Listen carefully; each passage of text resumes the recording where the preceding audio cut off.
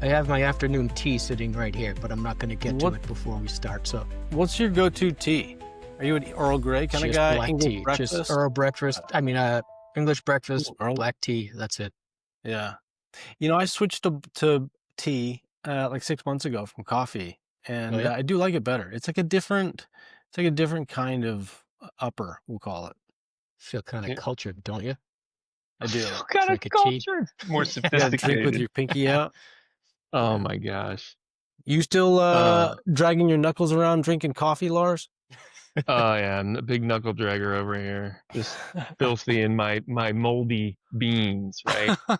Moldy That was beans. what bulletproof's all right. bulletproof's like whole like spiel was like the coffee beans are moldy. Yeah, they're killing you. So oh okay. Really? Moldy beans. Yeah. I mean, for good product marketing, you got to create the problem of why your own brand. So I respect it. 100%. Thanks for joining us, man. How you doing this Thursday afternoon? Yeah, I'm doing well. Lars and Steven, thank you for having me. Yeah, man. We're excited to chat with you. So, Chief Safety Officer at Highwire. That's a cool title. I feel like we need more CSOs, just in general. Yeah, there's more and more around. Yep. Yeah. We're starting to grow in numbers. I like it. There's a number of topics we'll dig into. But one of the things we like to do to start is just kind of the origin story. So you've had kind of an interesting meandering career through the safety side of construction. If you were to go all the way back, I think generally if young boys are attracted to danger. Were you on the opposite side of that script? Were you like policing the playground? No, certainly not. I had my fair share of injuries as a youth doing some stupid things, just like everybody. Okay. Yeah, that's fair. So take me back. How are you attracted to the safety side of the industry? How did you get kind of into a safety role at an organization like Harvard? What was your path into construction? Yeah, you said meandering. I think that's appropriate. I don't know about you guys, but when I went to college at 18, I really had no idea what I wanted to do, right? Clearly I wasn't going to be a professional baseball player. That time had passed, even though my dad thought I could have. Even told him, hey, Dreams crushed. Yeah, Dreams crushed. Yeah, Dad, I would have been the only pitcher throwing 72-mile-an-hour fastballs. But hey, you could have done it. You could have done it. You never know. Was it a changeup or a fastball? You'll never know. Yeah, exactly right.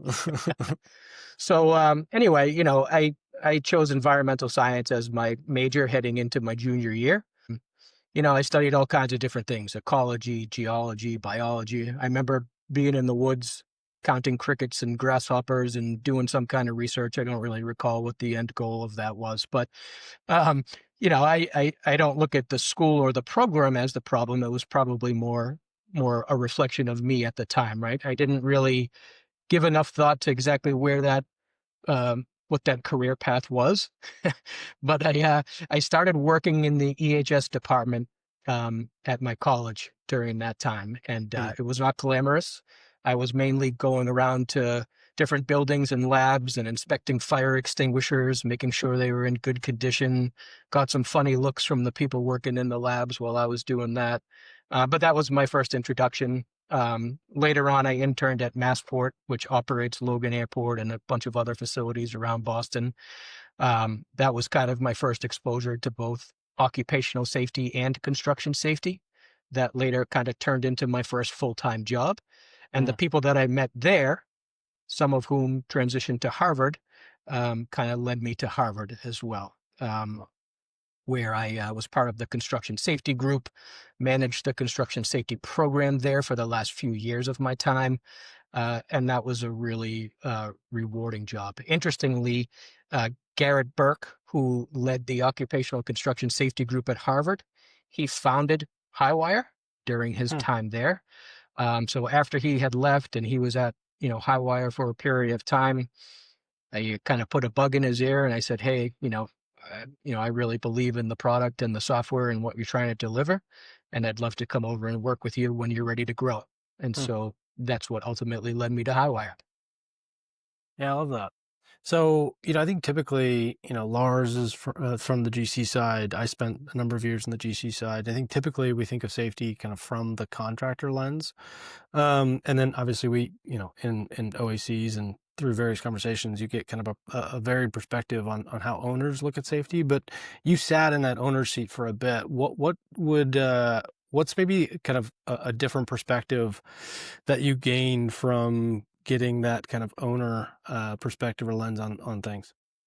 Yeah, I think, so the goal is the same, obviously, right? Big picture goal, Yeah. deliver the work safely, right? Successful outcome. So the goal is the same. The approach is a little different.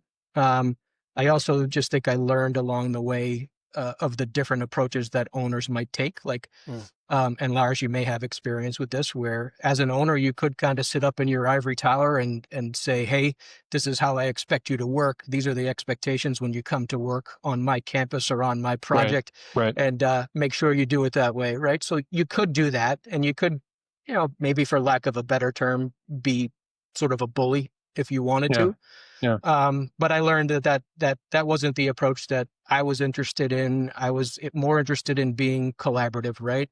Mhm. Owner, GC, trade contractors, we all need to succeed together, right? So if a trade contractor doesn't succeed, the general contractor's not going to succeed. And Oh if the yeah. general contractor doesn't succeed, the owner's not going to meet their project goals. And along the way, everyone's reputation could be damaged. So I learned to just have a very collaborative mindset because I sat in both seats. I worked Yeah. for GCs and I worked for owners for the bulk of my career, but that's the perspective that I really gained over the years. Yeah, that really resonates with me, and for me, the collaboration is key, but also just like you can still sit and or I still need expectations, right? So someone in an Yeah, ivory sure. tower has to basically set the expectation by which then we all, you know, partner together to do this in accordance with that, right? Meet the requirements, exceed expectations. Here you go. Um, it is interesting because and I'm certainly interested in getting into this, but you can do 199 things right, and all it takes is one. Yeah. And and the tough thing is like, well, did that individual just make a really bad decision, poor Mm. decision? And I've got stories actually working up at up in the Bay Area of some very clever employees trying to work the system. Come to find out, and it was a pattern. Because it's like, well, no, we're following the steps, we're doing this, and in that case, that owner was a very sophisticated owner, and they were taking that very collaborative approach, and they're like, what is going on here? This is the third time with the same person, and we're like, yeah, that's the problem. That's the Yeah. problem. So anyway, Well, and I think that's one thing I appreciate about maybe what you're leading at Highwire is I think, you're taking a perspective not just on looking to the past at recordables, but also at kind of the SIFs or serious future. injury and fatalities. Yeah. But maybe before we kind of dig into that, um, what is Highwire kind of in a nutshell Yeah. for maybe the industry just to kind of orient themselves to what you guys are providing? Yeah, sure. So Highwire is a platform that our clients use to manage contractor risk. Um, So, our clients are asset owners that are building a lot of, capital projects. Our clients are general contractors and construction managers, and even some large specialty trade contractors use Highwire, and they use it to evaluate the risks that the contractors they are hiring present. We look at that lens through kind of those risks through two main lenses. One is safety, and the other is financial or default risk, right? Are the Yeah. contractors financially stable? Do they have the capacity to take on this project and deliver? We're talking mostly about safety today. So, from a safety perspective, what types of risks does this contractor present based on their past performance, based on their level of sophistication, maybe based on my experience with them over time, right? So that clients can make a good decision. They can engage contractors to kind of put plans in place when there are some perceived risks, and then can monitor performance and course correct if there are any risks that emerge. It's Yeah. all about kind of understanding that risk, working with contractors to, again, I keep using the term successful outcome, but it's all about getting a successful outcome and delivering projects safely. Yeah, I think that's huge. I mean, obviously, there's a lot of tools in the safety category for contractors, but this seems like one that really is kind of bridging the gap between all of the stakeholders at a project level. And it's mainly it's GCs and owners, you said, or is it also you're working with kind of trade partners as well? Yeah, there are some large specialty trade contractors as well. At a certain point, specialty trade contractors grow to a point where they themselves need to hire some number of lower tiers to support their work, right? So yeah, those are the kind of three main types of clients. Primarily asset owners and general contractors, but certainly a handful and growing number of specialty trade contractors who recognize that they have similar risks when they themselves hire lower tier contractors. So, Stephen, I mean, can we ask David to like sort of, you know, get into the brass tacks of like, you know, how the company, how the platform helps contractors, trade contractors, owners get to that sort of granular, like making an impact at that field level. I've always, it's like, because people want to ignore that stuff, right? You know, oh, that's just, you know, HQ giving us another form to fill out or another email, another TPS report to send in, right? So it's just like, you know, and sort of getting them over that. It's like, no, no, no, guys, this actually adds value. It can manage, it protects risk, and it actually helps align everyone, right? So, you know, just like from a superintendent standpoint, from a foreman standpoint, with this tool, how does it change their life? How does it make it better for everyone? Yeah, I'm really glad you asked that, and the way that you just framed it, Lars, which is the way that some people think about it, right? We're doing this because maybe this is what our industry does, or this is what our peers do, right? This is a check the box exercise. This whole idea of pre-qualification, and that is absolutely not the mindset that we have at Highwire, that our clients have, or that we had at Harvard, right? Importantly, pre-qualification is not about disqualifying contractors, right? In our opinion, there is no result of a pre-qualification assessment or even component of a safety assessment that should automatically disqualify a contractor. It is a risk insight, right? So when we look back at a contractor's past performance, maybe they had a fatality in the last 3 years. Maybe they've had some OSHA citations. Maybe their incident rates are elevated or their EMR is elevated, right? None of those things by themselves can deliver a good decision. But when you see a risk factor, a contractor had a fatality, their incident rates are elevated, what it does do is facilitate a conversation. Let's Yeah. talk a little bit more about that. Let's use fatality because it's the simplest example.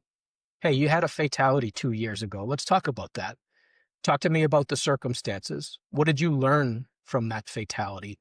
What have you done as a company to try to prevent those exposures Yeah. or similar incidents from happening again, right? And that conversation and the ability for that contractor that you're talking to answer those questions also tells you something about their safety culture and their level of care, right? If you're sitting across the table from a principal of that company or from a project executive or a project manager, can they clearly articulate Mm, what they learned as a company and what they're doing to get better and what they're doing to prevent that from happening again? So those are the types of conversations that are facilitated by pre-qualification. And I think it's important that people understand that our clients care about what the pre-qualification result tells them. It's not going to eliminate you from consideration, but you might be asked to sit down and talk about the result and what Yeah. you're doing as a company to get better and how you're going to perform on it, this project. it's interesting. I appreciate what you said. You know, pre-qual is not about, you know, disqualification, right? Disqual, right? And that is like 100%, right? But like, air your dirty laundry. Let's partner together to Yeah. say, you know, yeah, something bad happened here. What did you learn from it, right? And obviously, we know, you know, it's a left turn or a right turn, right? Yeah, exactly. Um, so, Stephen, if you don't mind, I'm going to sort of keep pulling on Dude, this just one because keep running with just it. You go, just let's Yeah, go, just do man. it. Because you know, it's funny as a contractor, I've bid a ton of government contracts, right? And you know, you know, factor three, factor two, factor I don't know, 16 safety, right? And you know, what is the government's big evaluation factor around safety? EMR, Yeah. just EMR. It's the only Yep. thing, EMR. And I'm like, and I remember as a new business, it was like, well, you're too small to have anything below a 1.0. right? But how the evaluation factor was written was like, anything, above a 1 or a 1.0 or above will be not deemed favorable. And it's like, then you dive into like, well, what is an EMR? How do Yeah, you, what how do makes you it up? get an EMR? What makes it Yeah, up? yeah, And they don't even know, right? And what gets even more interesting is what you just described is like, we're in a risky business.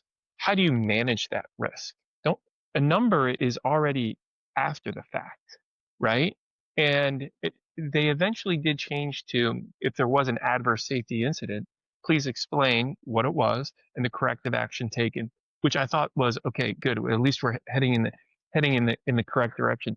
But I'll never forget, there was another additional safety factor, was like, describe to us your innovative safety methods. And it was like, innovation around safety. I don't know if that's a good thing or bad thing, but to me, there should be standard practices, like, and routines and structure around coordinating this. But really what you're talking about is innovative in structuring a predecessor pre-qualification around capturing all this with your subcontractors. yeah. And so I guess my next question is, what are the factors that go into that prequal, that, because I sort of remember you mentioning, studies done, right? Like, you looked at the data to arrive at, like, these are the 16, 18, 27 factors that, like, kind of make a difference. Like, these are the things we measure here. These are the things we talk about. Yeah. And we're going to get into the discussion of SIF potential events in a little bit. And that is kind of a next iteration that's really important. But I mentioned some of the things that we look at, right? So part of it is looking in the rearview mirror. That is part of it because it tells a story, right?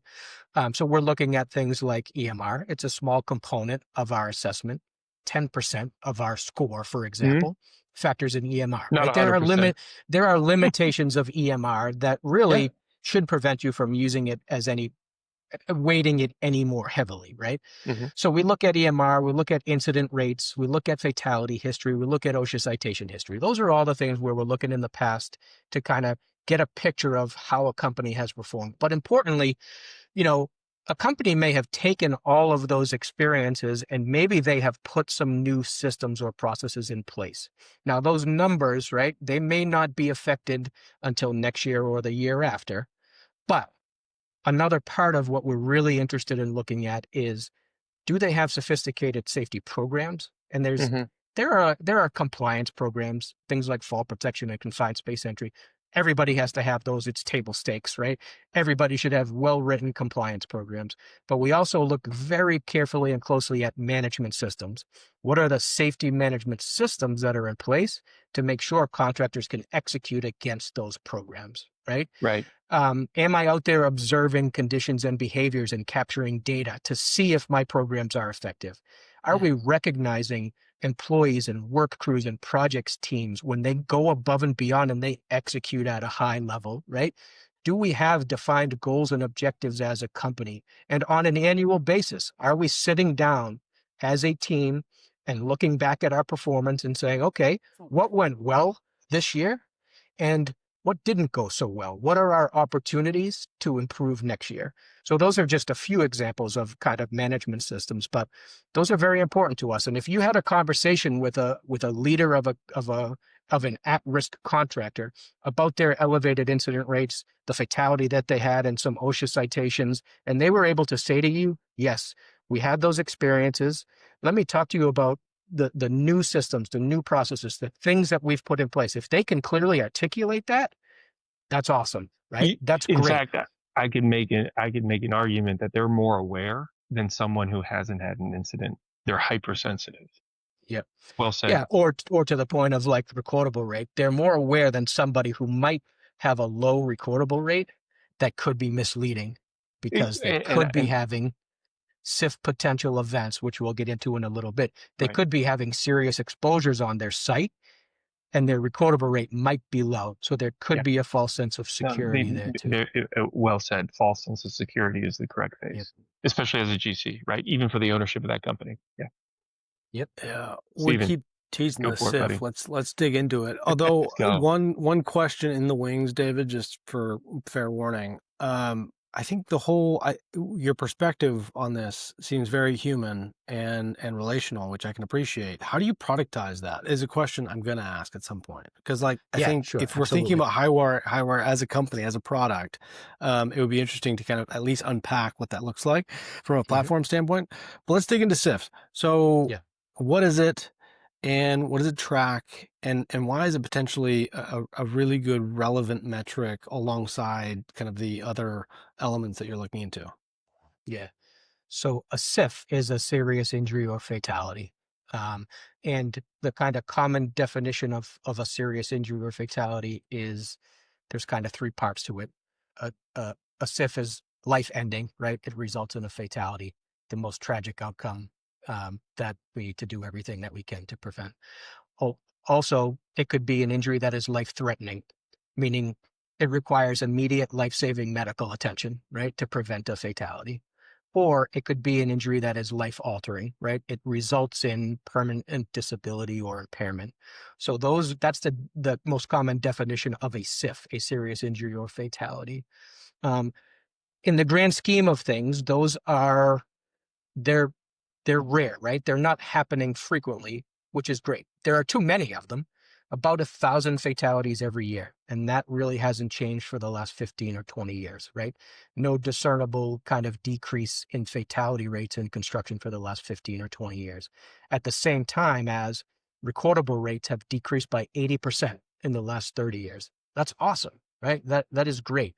Far fewer injuries in total today as compared to 30 years ago. So with that being said, no discernible decrease in fatality rates. It's time to start to think about, how do we attack serious injuries and fatalities a little bit differently? Um, One thing I sort of talk about a lot in this talk track is most company leaders, um, most people within a company, a construction company, they know what their company's recordable rate is. They know if it's better than last year. They know if it's better than the industry average. It's great that everybody knows that. It's great that we're trying to decrease it. We should still continue to do that. But the question that they can't answer is how many events or exposures did we have on our jobs that had the potential to result in a serious injury or fatality? And unless you're the best run company, you are executing at the highest level, you have to be willing to admit that we do have exposures on our jobs that have that potential. That could be a 15-foot fall exposure, right? We didn't have an incident. We didn't have a release of energy. It wasn't a near miss, but we had somebody exposed to a 15-foot fall. We had somebody working in an unprotected trench that was 7 feet or 8 feet deep. We had somebody exposed to energized electrical or falling object hazards, right? A near miss with falling objects. Those types of things happen. And what we have typically done as an industry and even in safety is when we make those observations out in the field, we correct those things immediately, right? Out in the field, maybe we have a conversation about it, but we correct it and we kind of move on about our day. We don't track it consistently. We don't investigate it the same way we even investigate a cut or a sprain or a strain. So we're missing out on some valuable learning opportunities. And that is where we can get that kind of larger data set to learn from exposures with SIF potential. Well, and is part of the constraint there just the incentive structure doesn't always enable kind of self-reporting, right? I think Right. ultimately that's why culture is so important. Yes, But I absolutely. think how do we get to a point where a foreman is walking out to a dangerous kind of condition, and instead of going to just fix it, raises the flag, writes up a report. I mean, that happens obviously. Both elements of that happen, but not necessarily consistently. Do you have a perspective on maybe how that would change, or what are the variables that would impact that change? Yeah. So first, I think part of it is like just that acknowledgement that we have to be willing to acknowledge that these serious exposures are occurring. I do think you're absolutely right about that hesitancy to report or participate. And that comes back to the way that people react to those things. I think the way that leadership reacts to an event with potential to be a serious injury or fatality. I think clearly we need to look at those as learning opportunities. We have to be careful to try not to create a negative perception around those, so that people are comfortable to report them, and we almost maybe not celebrate, but recognize people for their participation, right? Both in terms of reporting and then participating in the investigation to identify lessons learned and corrective actions. So it's important that we don't have some of the what I call like unintended consequences of focusing so heavily on recordable rate, overreactions to an elevated recordable rate. We really have to be thoughtful about the way that we react, respond to, and engage people when SIF potential events occur.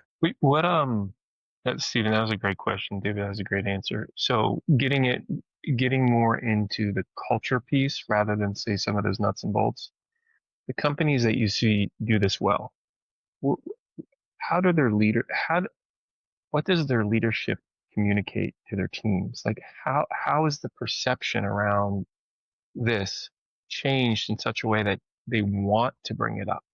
What do you see those companies that just win in this category from a culture standpoint? And if someone's listening to this, they're like, I want this, I don't know how to get it there. What's that recommendation? What do you see? What do you recommend? Yeah, so I think it's at least with, we've got a working group that we've got together with our clients, a SIF working group. So we're talking a lot about this with EHS leaders from those companies.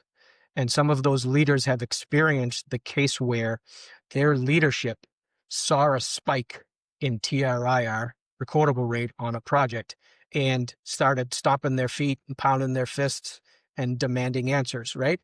Like, so even though there have been cases where that same project that maybe has had a few recordable incidents, nothing serious, nothing with the potential to be anything worse, that same project where the project executive is stomping their feet and pounding their fists, well, maybe that project has done a really good job of paying attention to the highest risk activities, putting plans in place and executing that high risk work very well, right?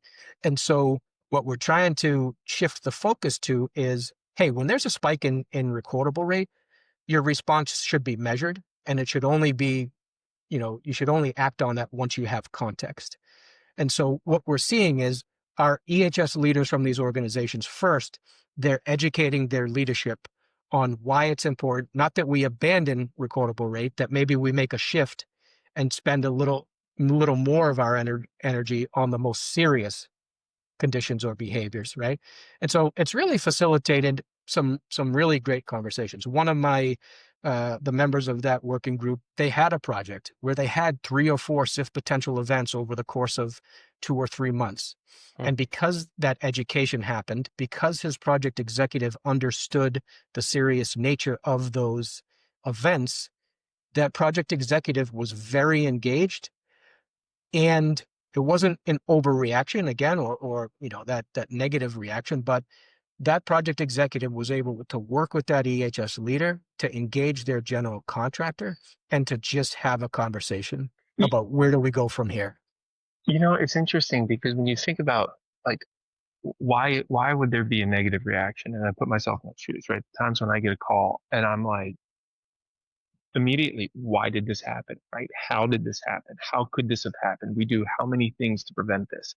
And it puts us in this reactionary mode rather than, I think, and a little bit what I'm hearing you describe is more proactive, is more acknowledging that what we do is risky, right? Not just assuming people are going to always do a perfect job, but like, hey, we're doing something risky today. Let's go have a conversation about where a potential for someone getting hurt, right? I'll use contractor words, like how's someone going to get hurt doing this, right?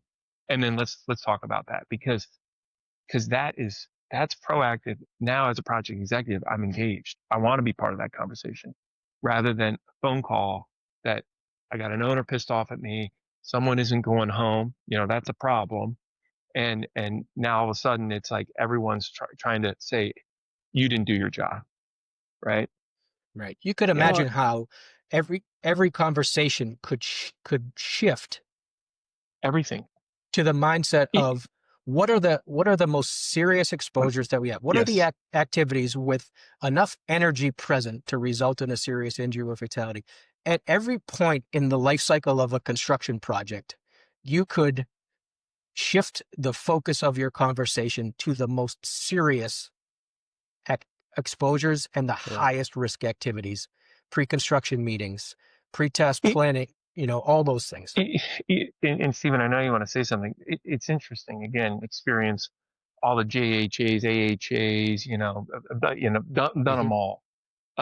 Again, getting over the hurdle, and I felt that we did a fairly decent job of this, right? But getting over the hurdle of that's just more, you know, paperwork, Yeah. to put in a binder on a shelf.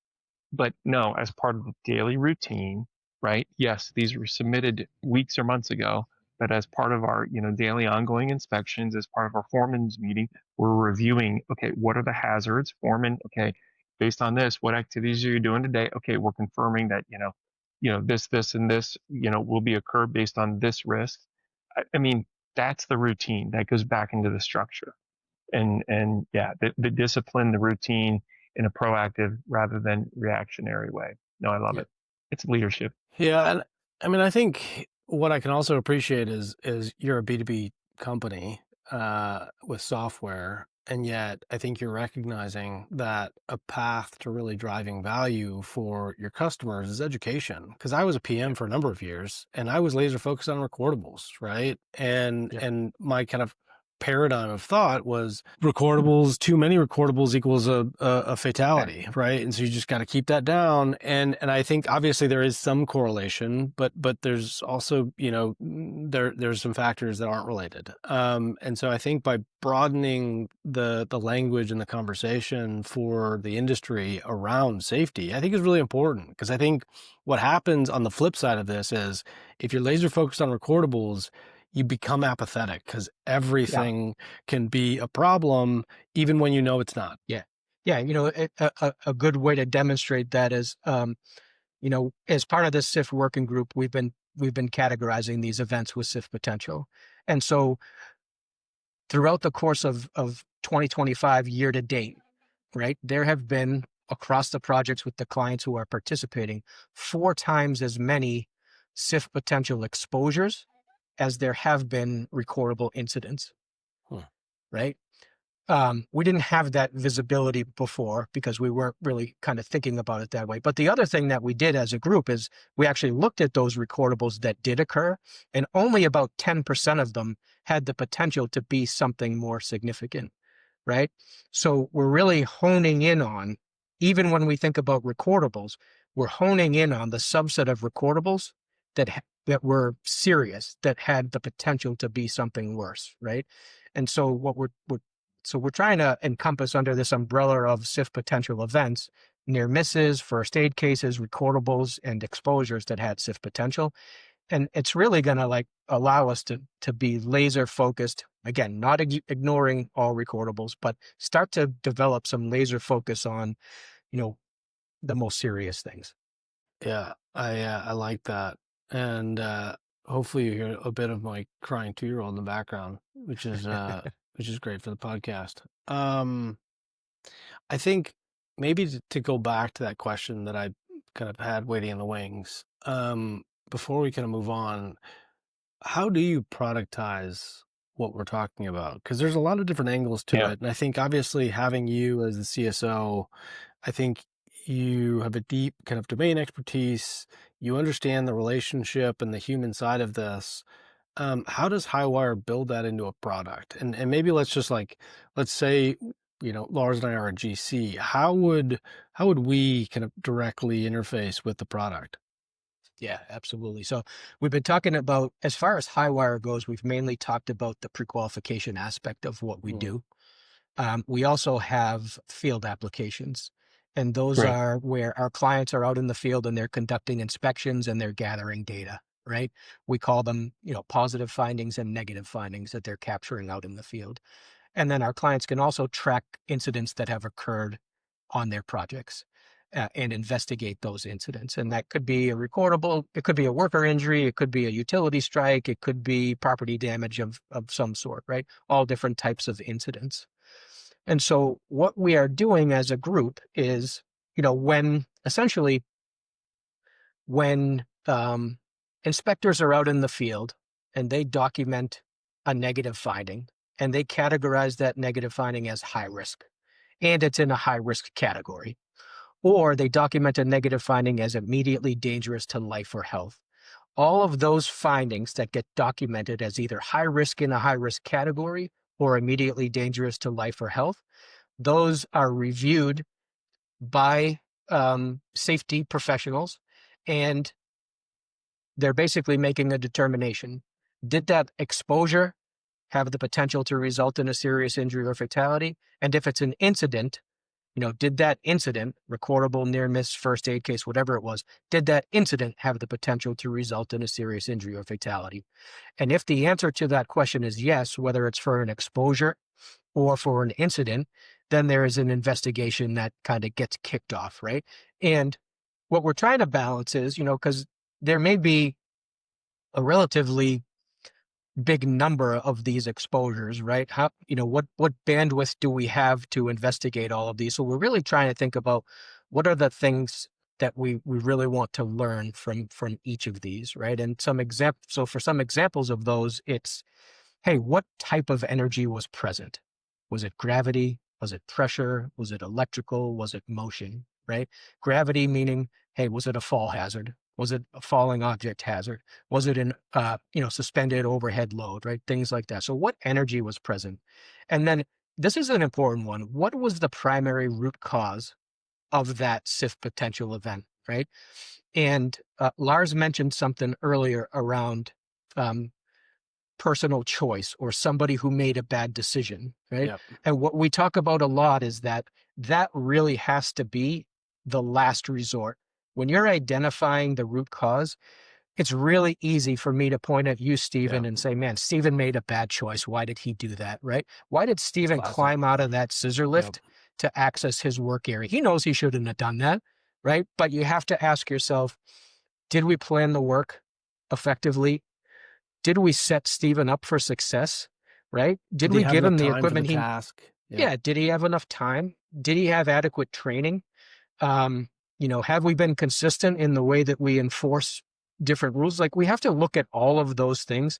And only after we've convinced ourselves that, man, we did everything that we should have or could have, only after we've convinced ourselves of all those things can we start to even think about an individual factor like a personal choice or a bad decision. So that's a really important one.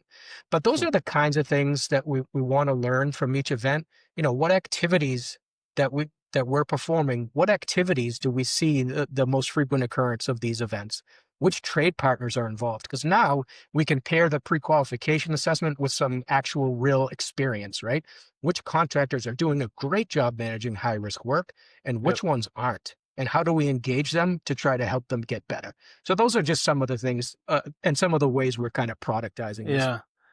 I mean, that integration between, obviously the observations on the front lines with the ability to kind of translate that into insights for that ecosystem is really valuable. What, is there some alignment at an industry level around the terminology, the language, how you're capturing these data points? Because I think that's one of the challenges, right? As you go on one job site, obviously OSHA has some kind of governing oversight, but there's a language within the language in a lot of different categories in construction, and so I think that maybe some of the value of the working group you've developed is let's align on what we're talking about. But is that a challenge of just, this is how we're going to talk about things? It's a challenge from the perspective that this is not being driven by regulation today. Yeah. Right. This is being driven kind of ground up through the industry's recognition that, we've got to take a different approach. So I will also say that we didn't start from scratch as a working group. There's been so much really in-depth research that's been done. frameworks that have been published. You look at the National Safety Council, you look at the ASSP, you look at the Construction Safety Research Alliance out of University of Colorado, who's doing a ton of research. So a lot of the language that we use comes from those agencies, the research that's been done. So there is some common language that's being used. However, you do see some variations of, hey, we call it a SIF potential event. We call it a PSIF. We call it sticky stuff that can kill you. It's all all the same sort of, it's all heading down the same path. But that is kind of the risk. I do think one of the reasons why we were so successful reducing recordable incident rate across the industry is because it was defined. Everybody knew what a recordable was. Everybody investigated this. Everyone was using the same language.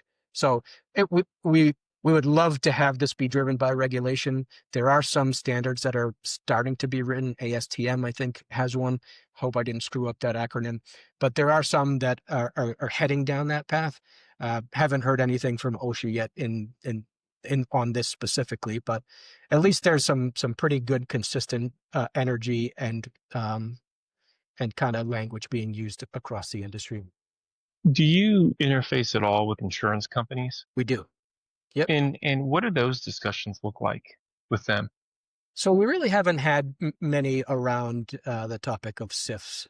Okay. Lars, our interactions with insurance companies have been around kind of OSIP, CSIP, SDI, how kind of prequalification and performance monitoring can really deliver exceptional performance on those programs. Not so much around SIFs up to this point, at least.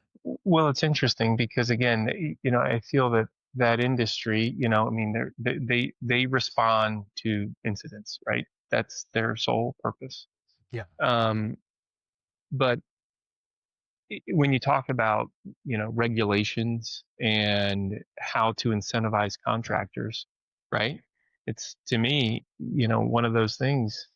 It's like, how can the insurance companies get behind, better, more leading indicators of success, right?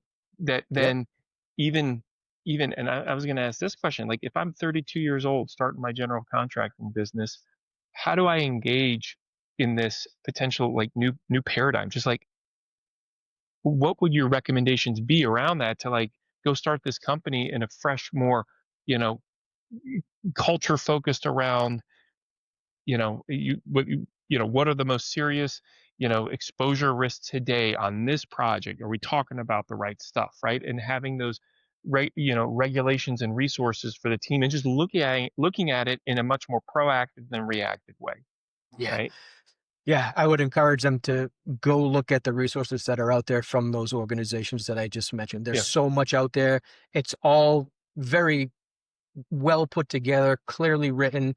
I think if you spent even just, a couple of hours reading some of it, it has to resonate. It has resonated so clearly, just even with me, right? It's a major shift for me, and I'm really excited about it, and I hope that comes across. But spend a little bit of time looking at the Construction Safety Research Alliance, look at the National Safety Council, Edison Electric Institute, ASSP, the Board of Certified Safety Professionals. They all have resources out there that very clearly make the case for why this is so important and how you could incorporate it into your business.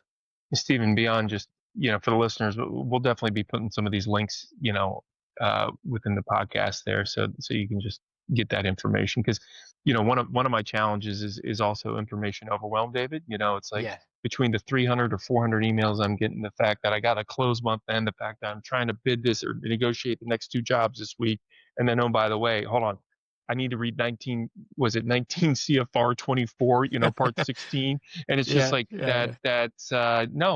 it puts me to sleep. Well, the good news is this isn't like reading a regulation. So good. No one wants Lars, to do that. You normally reference all these links I'm going to put in the show notes, and I never do.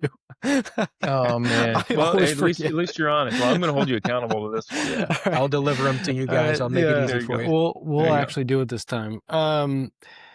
I think maybe one question would be interesting, because we've all kind of seen the Power BI like safety dashboard that's been Yeah. like duct taped together. Like what's one metric that you wish didn't exist in any of those? Like just remove it tomorrow. If this is on your Power BI safety dashboard, delete it. It's a Oh difficult man, question. I think you're gonna stump me to some extent. So one thing that and I'm shooting off the hip here, audience. Okay, so Yeah, no worries. I think No pressure. if you think about people talk a lot about leading indicators. What are leading indicators of safety? And people talk about, hey, the number of trainings that were conducted, the number of pretest plans that were completed, right?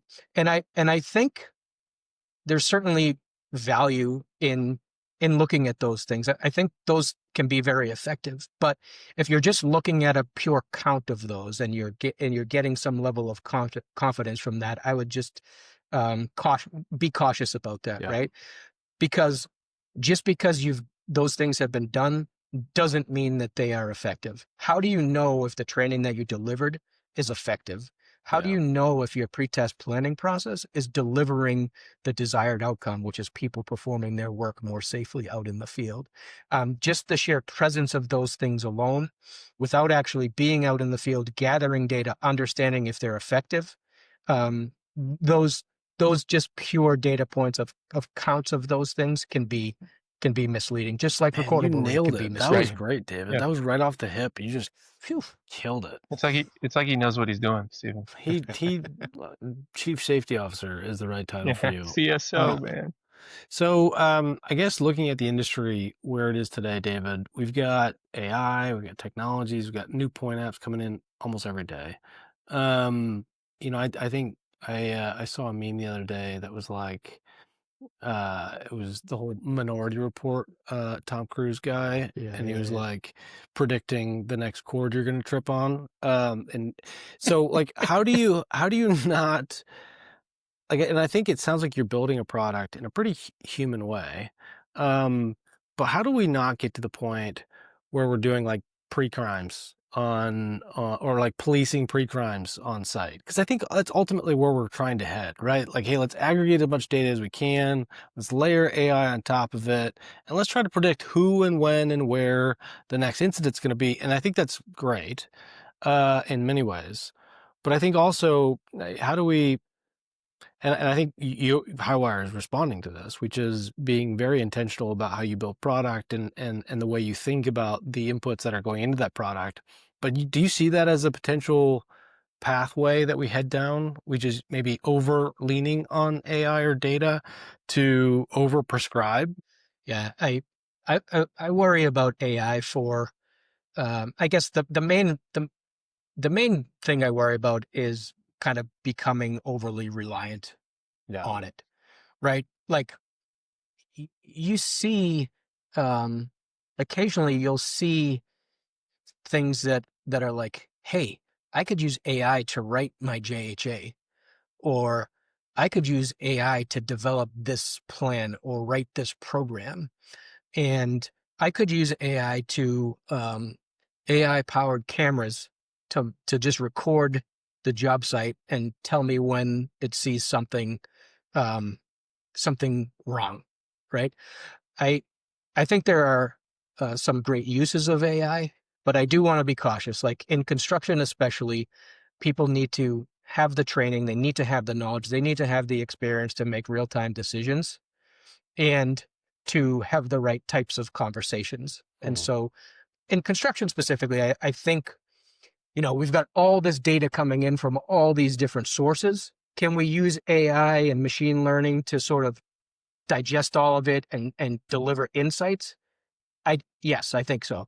Insights that people can then take and people can action against. So I think people will be, at least now maybe I'm optimistic. I think people will be cautious about it, but it has to support and not replace, right? Especially in construction safety.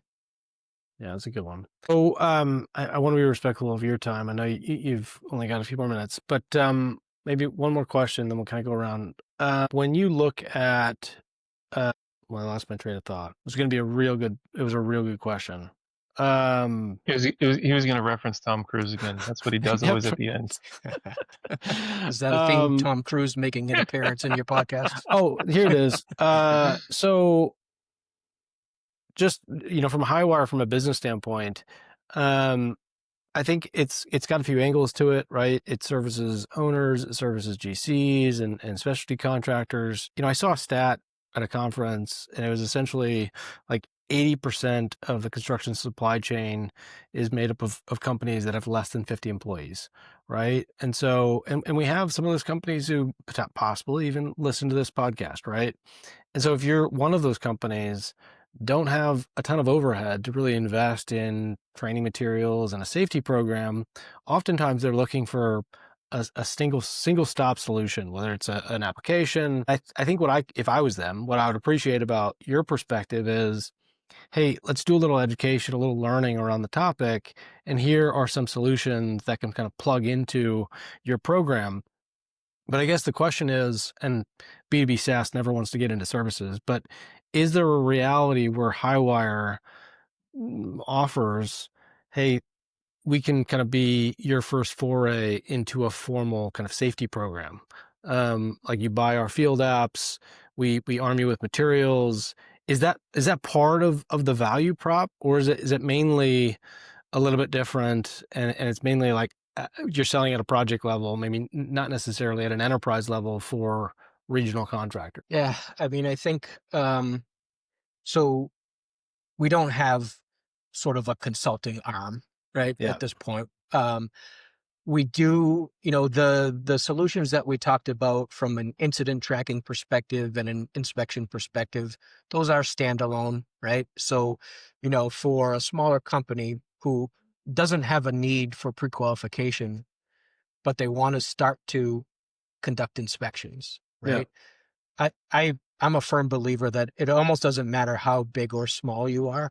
You shouldn't be doing inspections on paper because you're not going to be able to glean anything or learn anything from that, right? And so you can start small. Yeah. And we can certainly, we will certainly provide guidance on what does it mean to do good inspections? Where should we start? How should we be thinking about the data?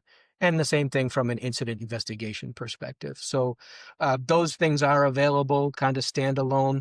And then for contractors that enroll in our program and they get a result on the assessment side, if they want to understand and learn more about their result or how they might strengthen their programs or management systems, we will have those conversations. We don't write programs or management systems for them, but we will certainly give guidance and try to point them in the right direction.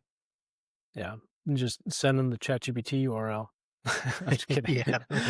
All right. So to end, let's kind of rewind a little bit.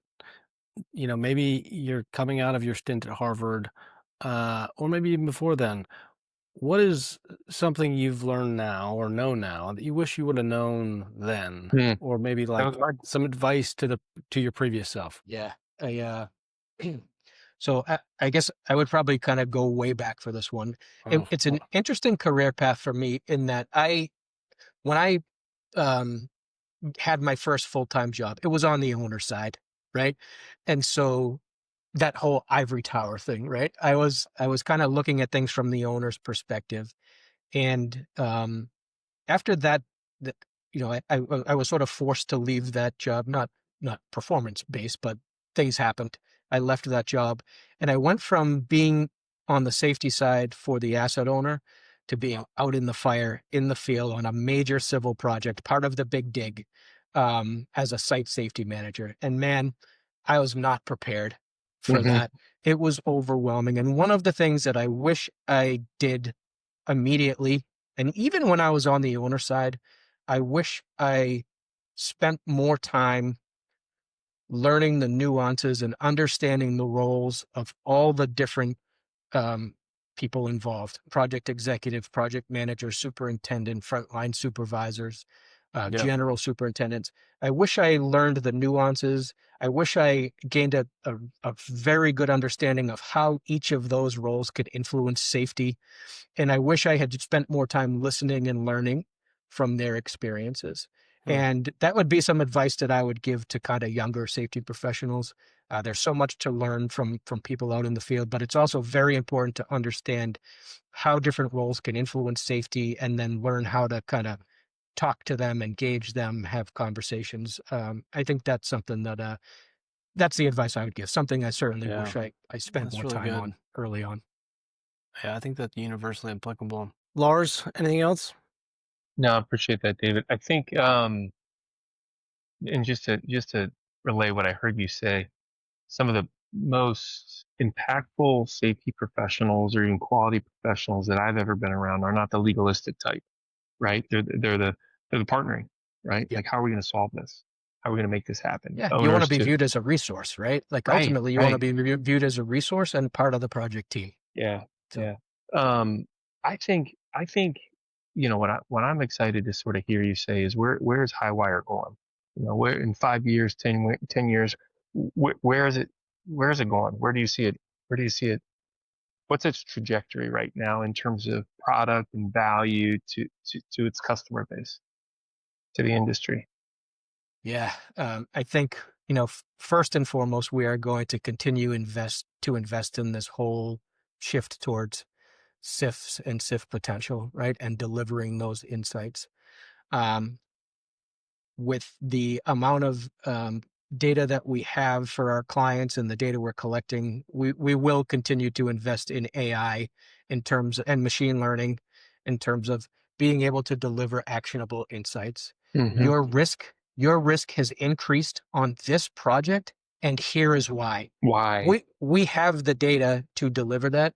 We Yeah, we we will be building the infrastructure and training the model to deliver that. I love it. think that's really important. So that's going Yeah, to be a huge focus for us, just like everybody's chasing kind of what to do that's next with great. AI. But that is a meaningful use It, case. it's the best use case, and again, having information locked in drawers or digital folders and files and PDFs and on paper, rather than wait, what are the patterns? Right? We're seeing consistent patterns, whether it's a single project or a specific individual or Yep. leadership individual over a series of projects. Mm, Right now, those patterns start to surface, and again, not bad. Right? We're not here to disqualify you. We're here Yep. to enable better performance and just everyone going home at night. Period. That's it. Yep.